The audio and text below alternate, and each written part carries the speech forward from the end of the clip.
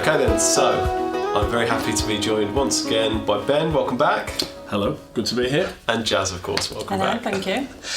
So today we're going to be talking about, well, if the conversation continues to what we have been talking about, sort of before we start recording, we're going to be talking about lemons and Ben's big excitement to do with lemons. Lemon water. But if we've got any time after the lemon conversation, we're going to talk about decisions and really the skill set behind decision making, because that's the purpose of all these conversations. It's not to just sort of talk about, here's a challenge that leaders face. It's a way to try and unpick it and try and pull it apart so that all of us as leaders can work on it and sort of, if it's a natural strength of ours, make it more of a strength, but also we can make it teachable and we can sort of hand it down. Yeah. So decision making, Ben, as a CEO, like how integral do you see this as a skill?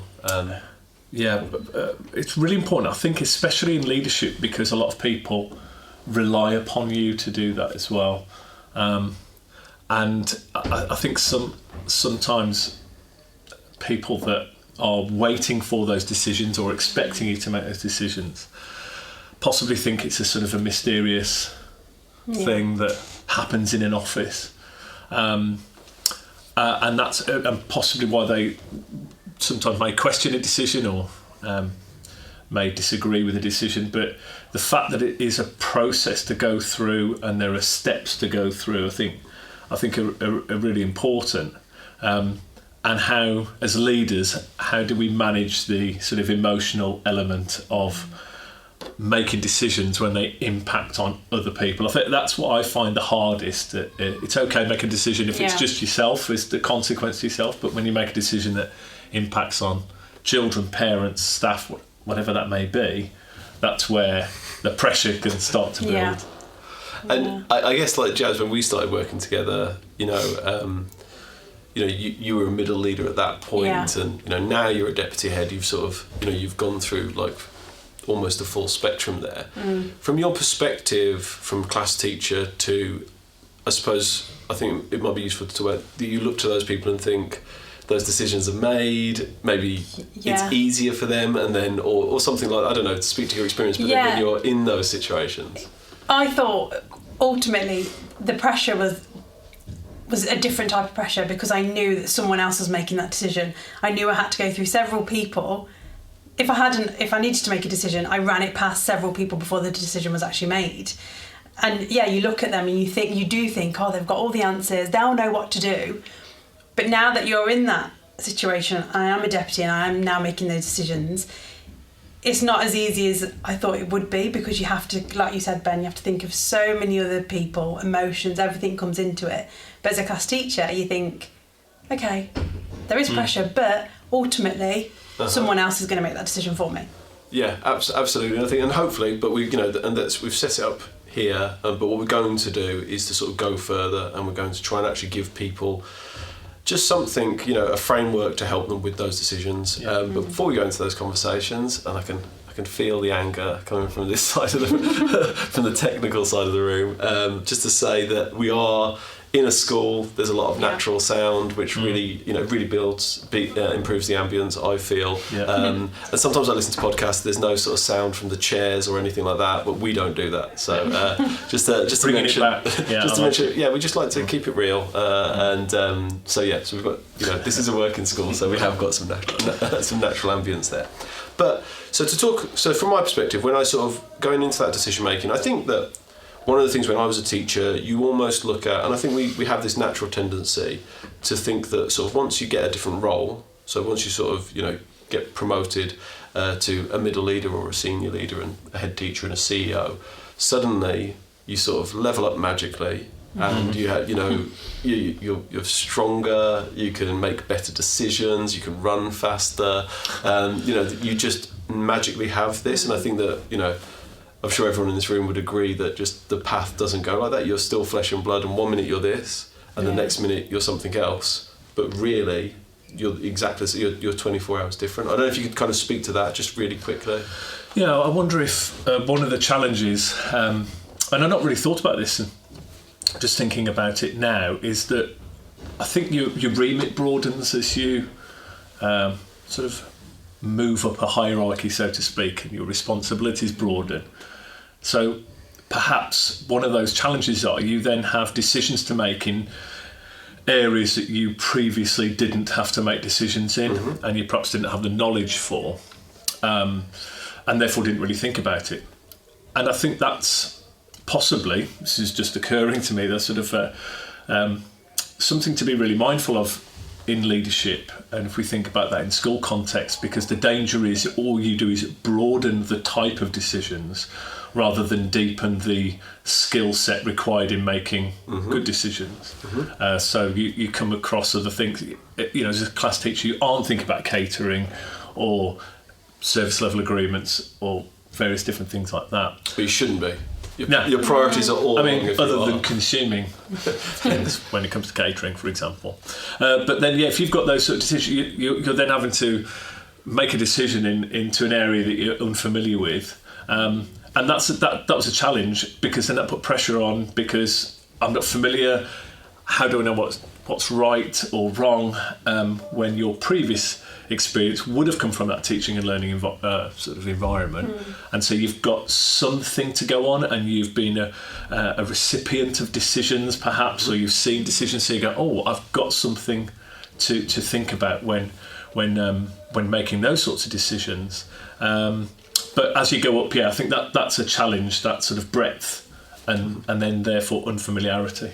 And I think it's just it's really challenging, and you can really, I think that what's really difficult is that sort of the element that pressure plays. Like, I think that one of the things is, I notice you shudder at the word hierarchy, and I think we all would, but for lack of a better word, for sort of moving into, I suppose, those positions where, like Jazz said, like you've got less safety nets, and with that kind of really comes with, because the safety nets being, I've got a team leader, they've got a line manager, they've got a line manager, and that, those are all safety nets to sort of safeguard those decisions for you, and to also help you with those, kind of help you with your thinking and making those decisions.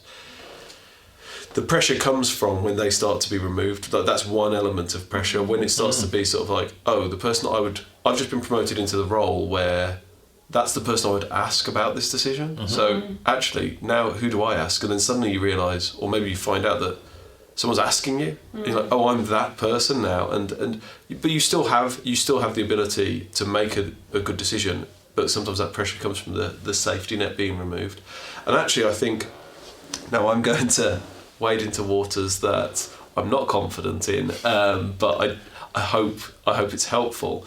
When you look at the neuroscience around like pressure and things, and people like Tim, who we've had on the podcast, would be able to give far better sort of information on this. But my understanding of it is that when we feel that pressure, when things like noradrenaline, adrenaline, cortisol, when those sort of chemicals are released, because pressure comes from this kind of feeling of maybe not being safe for one thing, that actually your brain is affected, and your ability to make kind of rational decisions is really, really affected. And I think there's probably a lot of times that we can make a decision or feel like a decision is really, really hard to make, and then later that day, or even maybe that evening, but maybe just half an hour later, you sort of think, well, why didn't I do that? It feels so clear now. And then we kind of can beat ourselves up and go, oh, it's because I'm stupid, or I can't do this, or I can't handle pressure. But actually it's just because you haven't got that toolkit, or you haven't gone into it with that toolkit knowing my ability to make this decision is going to be harder when this is happening. Like when there's less time, when there's there's various things that go into pressure. We've just done. Can you remember what I'm not going to put you on the spot, Jazz, but what I'm trying. Otherwise, to remember. that would build pressure. But what does the research say? The kind of, was it 7 things that create the most pressure? Yeah, and like time as one. So less time causes more pressure. There's the high stakes outcomes, which I think they're familiar as well. Other in people school as well. And to that point you were saying there, I think you're right, Jazz, about the ability to share that accountability. Yeah. Because it goes through a process And so it's okay, and you must feel different about that. Whereas if you're more exposed to that decision-making process, less people to sort of back you up on it, if you like, or they're perhaps... so in my case, I still have shared decision-making because there's a board that I'm accountable to, but I don't work with them. I don't see them on a day-to-day basis. And the group of people are kind of smaller. But I think that's a really interesting point, that how you do it, that responsibility. I know there's an earlier podcast comparing, making sure it's not blame, it's responsibility, but there are shared responsibilities. So I think that builds on that. And you said, pressure from other people. Yeah. I think for me, as you were saying, Alan, that overnight, you become a class teacher to a middle manager. Overnight, you have people that assume you're going to know the answers, and you don't. And then there's two ways. Then you've got the pressure of thinking, well, now I'm promoted. Well, surely I should know the answers, and are other people going to look to me that, oh, you've made a bad decision there, and so the pressure comes from there. But for me, I still 100% still do that. Yes, some decisions will lie with me. However, the way I deal with it is that I do ask those around me, and experience is massive for me. Like going through certain things, earlier on you were saying there's a situation where maybe, it's the first time you've ever experienced that, and you think that evening, oh, why did I do that? I should have done that. But then next time that won't happen. So experience for me is a massive factor in pressure and how I feel pressure. 100%, and I think that. I think it's Coach K, the sort of the basketball coach, and sort of writes books in leadership, but says that he doesn't look for better rules. He looks for better decisions. And I think that's because I think we can do that as a leader, to sort of see a problem and go, right, okay, I'll set up rules to make sure that doesn't happen. But actually, I think that you're probably guaranteeing much more sustainable sort of success if you're setting up to your people to make better decisions in that moment. Now, there's a place for both, but I just really like that way of thinking, of going to support people in the skill set of making better decisions rather than making more rigid rules. Like I say, but I just think that's because that would build pressure. You think if you're then going to restrict and increase those, I suppose it could be more complicated. Scenario that someone's operating in, that now I've also got to think about these additional rules I must adhere to. For me, that would build pressure. And I think you mentioned, Njaz, about pressure from people, and it is from ourselves as well, isn't it? If we're in either that's a natural tendency of our expectations on ourselves. If we've got less experience in a role, we might build up pressure on ourselves. So I think that's an important component, something that we can learn to try and manage better, which fits in with the managing of emotions as best we can, because pressure can be a good thing. It can be really useful, can't it? Particularly to ensure you're really focused, that you're somewhere on time, that you're really well prepared, that you are engaged fully in something. But it could easily tip and then have all those adverse effects if we don't manage it carefully. And we can do that ourselves, I think, really easily if we're not careful. And that's where I think experience helps, because you've got something to refer to, haven't you? To go, it's okay, we've done something like this before. Yeah, and I think, and especially one of the things we've talked about, and we talk about sort of on the leadership program as well, is that not all experience is kind of equal. And what you're both talking about there is like reflective experience of, right, I've been through this, what have I learned from it? If you go through those things and go, that was terrible, it went bad, I did everything right, they did everything wrong, that experience gives you nothing. So you could have been doing a job for 10 years, you spend that 10 years after everything thinking, well, somebody else should have done something different. You're still just as good 10 years later as you were on your first day, probably. Whereas if every single thing you think, okay, how did that go? Reflect on the decision I made. This bit was... Because there is a challenge with decision making, which is... And I just want to kind of step back to the kind of the neuroscience element, because it's something that's really helped me. Because what's helped me with on my journey with sort of, I hope, becoming better at making sort of decisions generally, but decisions under pressure as well, is going in with an expectation of this is going to be harder. It's going to be harder to make a decision. So when I feel that, I'm not focused on, oh my God, like, this feels, I don't feel like the answer's coming to me. I know that that's normal. I know that's natural. I'm expecting it, and I'm expecting to work with it, and I'm backing myself to find a way to work with it. But I'd like to come back and talk to that. But the other problem with decisions, especially is, and I think we work in a profession, we're talking about a profession of teaching, everyone is very naturally hard on themselves. Yes. You're working with a lot of perfectionists and a lot of people that will walk away from anything and go, only focus on, this is what, this is my area of development, or this is the thing that wasn't perfect, or this was the negative bit of feedback, or this is the bit I felt went negatively, and ignore everything else. And really, really turn that, Jazz is smiling obviously, and really turn that inwardly. But one of the problems with decisions is you can only see the path you're on. You can only see the path that you took, and you never know. So obviously in your head, well, that path would have gone better than this one. Yeah. I made this decision, but to take us from here to here, and we are here, and it's been successful. But in my head, the other path would have been much better. Yeah. And there's this natural sort of tendency, if we talk about our chimp or that emotional system, to sort of go, whatever I didn't do was better than this, and then you beat yourself up. It wrecks your kind of confidence in terms of making a decision.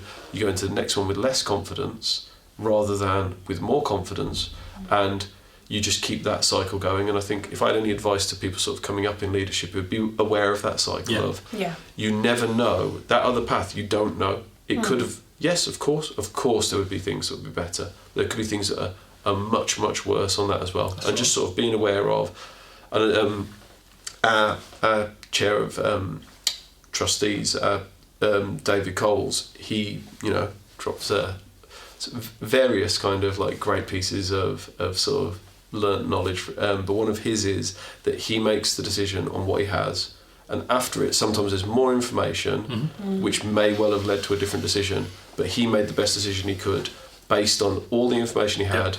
Whatever happens after that, it might make a different decision, it might not, but he can walk away knowing that. And that's been a very helpful kind of, again, for my chimp to say, I'm making this decision with everything I know right now.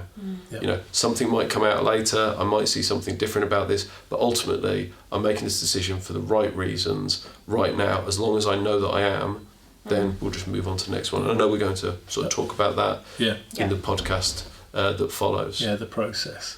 I think as well in education, one of the difficulties, and I think that, that's a human thing, isn't it? We can think that, what if I went down that path? Yeah. Because it's speculation, isn't it? So you can make it more positive because you just, I think it could have been like this, but you actually don't know. It's impossible to know. But then you're dealing with real information because the path you've chosen, you've obviously experienced, so you have real feedback.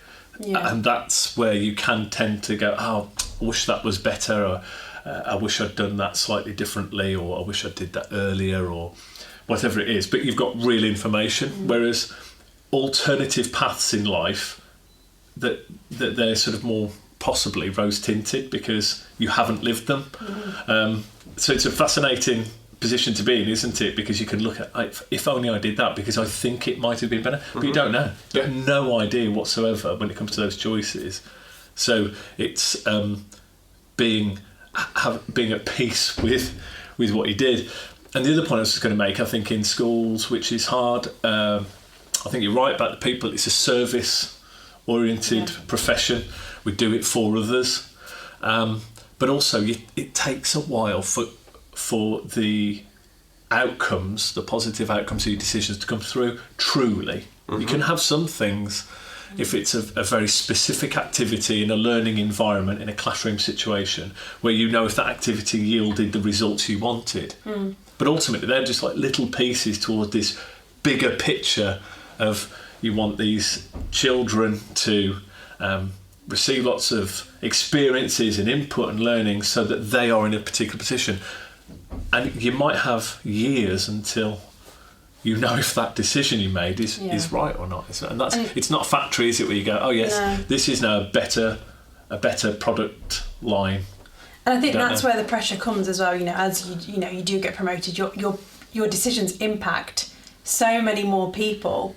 Absolutely. Yeah. So that's the added layer of pressure of, yes, okay, what are other people going to think, and other pressure internally you put on yourself, but also the children and the people that you work with, the impact your decisions make, adds to so much pressure. So if you haven't got a toolkit or something, a process to go through, I think you're in an awful circle then, aren't you? Because that pressure just is never going to stop.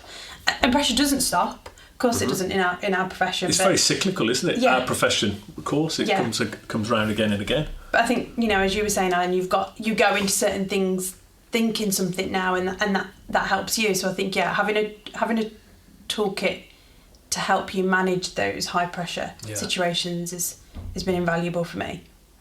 Yeah, and I guess sort of like, I think it might be helpful. I know we're going to talk broad strokes, and I know that sometimes that can be limiting and unhelpful, because we're going to look at sort of insights, colours now, before we sort of wrap up this part of the conversation.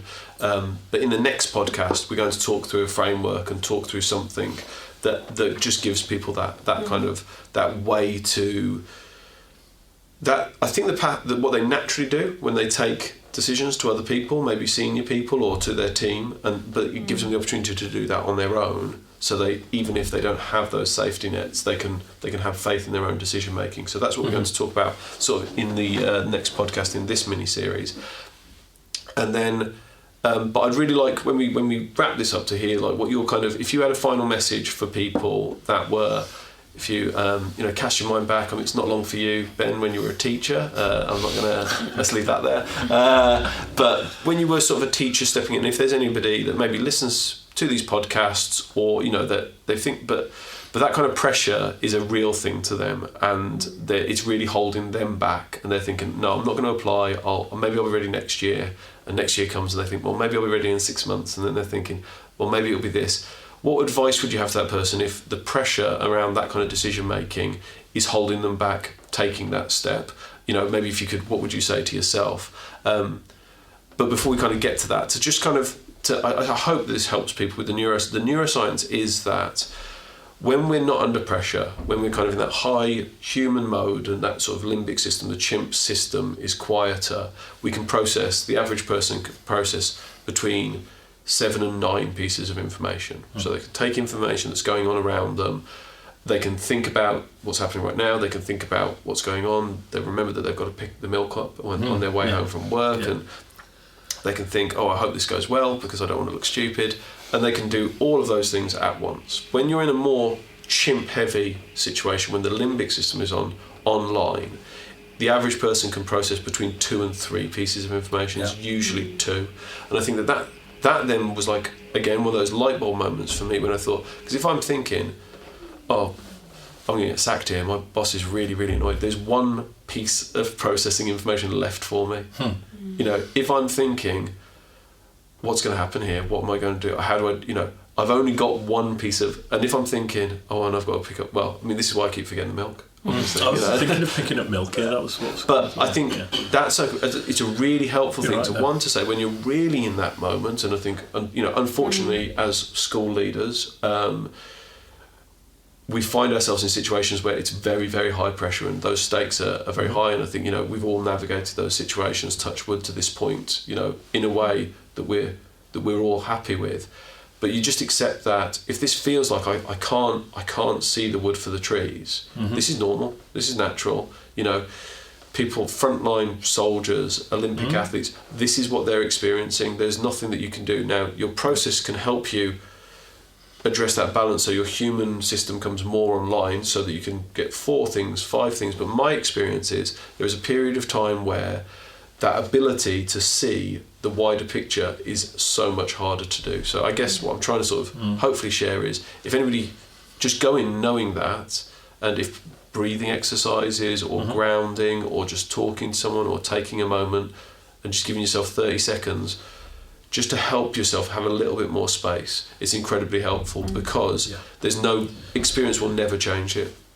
I think I would even say more than helpful is probably an essential aspect to consider, and that would fit in perhaps with the colours and knowing yourself. As you get to know yourself, it's really important. It's you can observe how people deal with decisions as you go through your career, and you might, from that perspective, think, that's a good way of doing it. But ultimately, you have to do it to yourself. And if you know yourself, you'll then know, how can I deal with those pressure situations? And I think, in my experience, I'm probably incorrect in saying this, but I went to what I thought was the intuitive step, and so then therefore I've realised, it's actually counterintuitive. But I may be wrong on that, in that if you've got lots of work to do, just work more hours then. If you've got lots of things to do in a short space of time, do them more quickly then. I would say I thought that was the intuitive way, but actually I've realised over time, counterintuitively, if that is correct, it is the polar opposite of that. I need to do less things because I need to do them really well. I need to take my time to make decisions, because actually just a few minutes can help, and that gives you the opportunity then to engage in those activities that help. And so for me, being that communicator, being that sort of more yellow tinge to the way I go about things, I do need to engage with people and get them to assist with some of the areas I'm not so good at, processes, consistency, those sorts of things. And that then really helps. And so I've just learnt just to do that. And the great news is, for people listening to this, that then makes you feel better, which makes you make better decisions, which makes you give yourself more space and time to make even better decisions, and so on. And you can get into that momentum, which again is the opposite to bouncing around from one thing to another, not really thinking about it.